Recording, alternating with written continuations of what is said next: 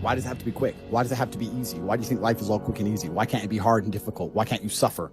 Because suffering is what gives it value. If everyone had a six-pack and it was quick and easy, then it wouldn't be valuable, would it? If everyone walked around with a six-pack and they got it easily, then no one would give a shit. The whole point is that it's difficult to get. Value is linked to difficulty. If you want something that is valuable, you need something which is difficult to obtain.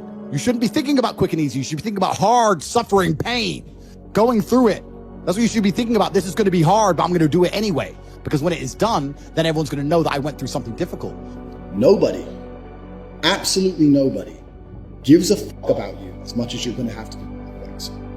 Nobody cares about you as much as they need to care to fix your life. But nobody is going to come to your bed, drag you out of bed, drag you to a job, force you to work hard. You are never going to have any of the things you want if you do not get them yourself. The only person who's going to make me happy and live a life that I want to live is me. Nobody's going to do it for me. I was a 4-time kickboxing world champion. For 12 years, I trained 5 hours a day, 6 days a week.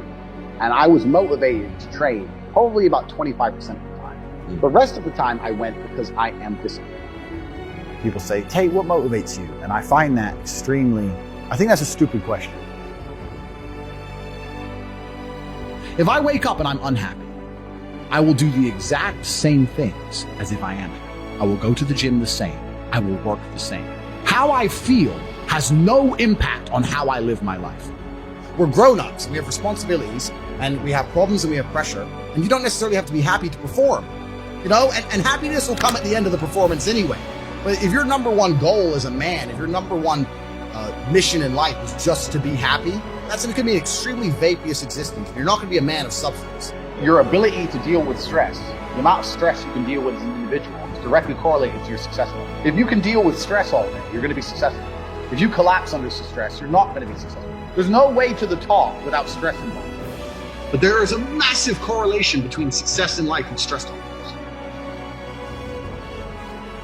The more stress you can tolerate, the better your life's going to be. One of the only things in this world you can control is your state of mind. You can't control the weather, you can't control other people, you can't even control your health. One of the very few things in the world you have genuine control over is your state of mind. If you can't control that, then you're just a feather in the wind, and life's gonna blow you around. I can't imagine truly wanting to quit something and not being able to quit. I can't imagine it. When I talk to people who say, I want to quit smoking, I say, when? They go, oh, well, soon. Well, that means you don't want to quit. You want to keep smoking for a while and quit later. I can't imagine a mind frame or a mindset where I want to do something and can't do it. It's almost difficult for me to answer that question, because if you have that kind of mind, if your mind is so fundamentally broken that you cannot do with your own mind what you want to do, then you're just, right? Life is hierarchical. There's always going to be kings and there's always going to be peasants. If you have a mind that you can't control, then you're never going to be a king. You're going to be a peasant. That's your life. You have a peasant's life ahead of you, and that's your destiny. Enjoy, right? There's always been peasants. That's life. But I believe that the most important thing you can do as a man is to gain control of your mind. Once you have control of your mind, life is so ridiculously easy. People say to me, Tate, you're in good shape, but all you do is drink vodka and travel the world. You're never even home. You never even have a gym. How do you do it? It's ridiculously easy if you control your mind. If I decide to do 1,000 push-ups, I'll do them. Maybe I have to do them one at a time. Maybe I'll get tired. Maybe I need a break. I'm going to do 1,000 because I said I'm going to do 1,000. Everyone knows what they're supposed to do. You either control your mind or you don't. And all of these things stem from the same problem. It's something you can do. It's something that is learned. It's something that is taught. Depression is the ultimate motivation. If you're unhappy with your life, if you're depressed, I don't expect you to be popping pills and sitting laying in bed. I expect you to give me a huge list of everything you're achieving per day.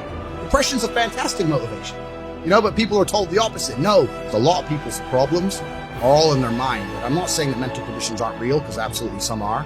But I try and explain to people, look, the only thing on the planet you have genuine control over is your state of mind. You can't control the weather. You can't control anything. The only thing you can affect in genuine real time is how you feel in your head.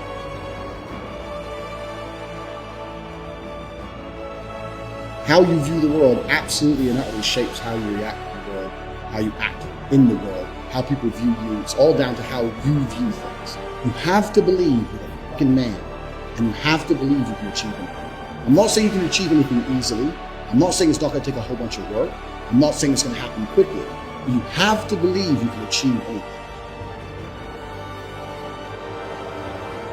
When I tell people that you are the sum of the 5 people you spend the most time with, everyone agrees. They go, yeah, that's probably true.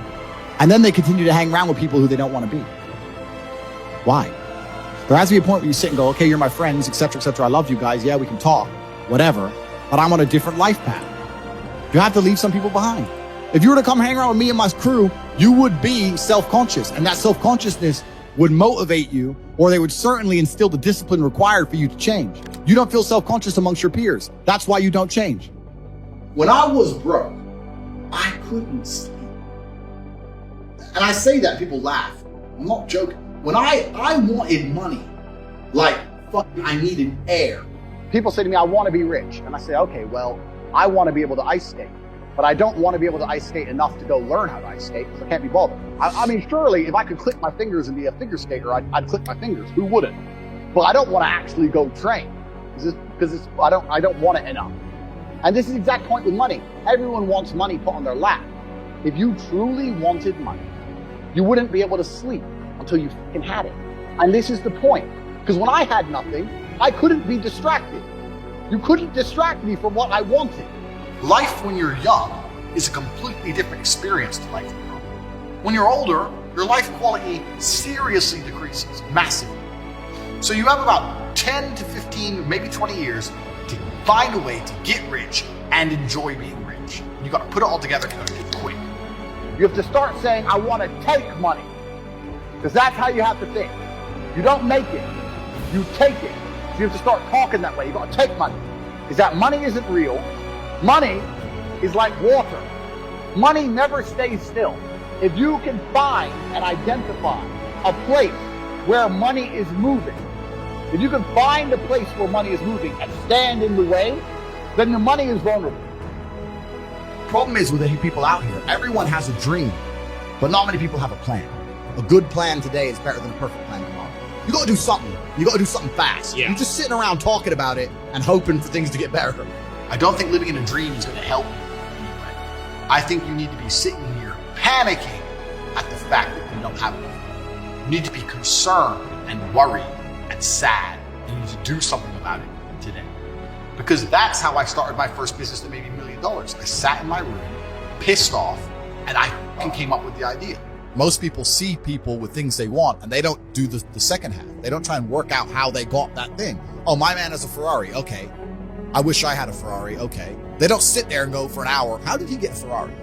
It doesn't cross that part is the part they don't want to do, right? They just go, oh, he has a Ferrari, wish I had a Ferrari, and they go back to TV. Yeah. And that's why they lose. You need to understand that in this world, there's a whole bunch of people doing amazing shit that you are not doing. And that needs to piss you off.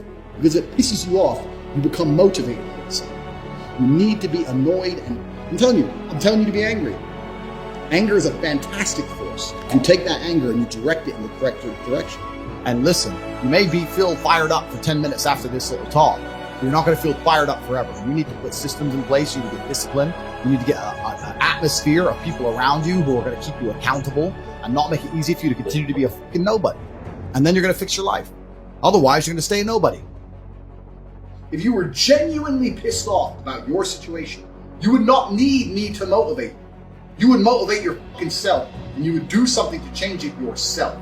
Motivation isn't real. Everyone says this. Motivation is not real. Discipline is real. I do not feel like training, but I still train because I'm a disciplined individual. You don't get to go through life only doing the things you feel like doing.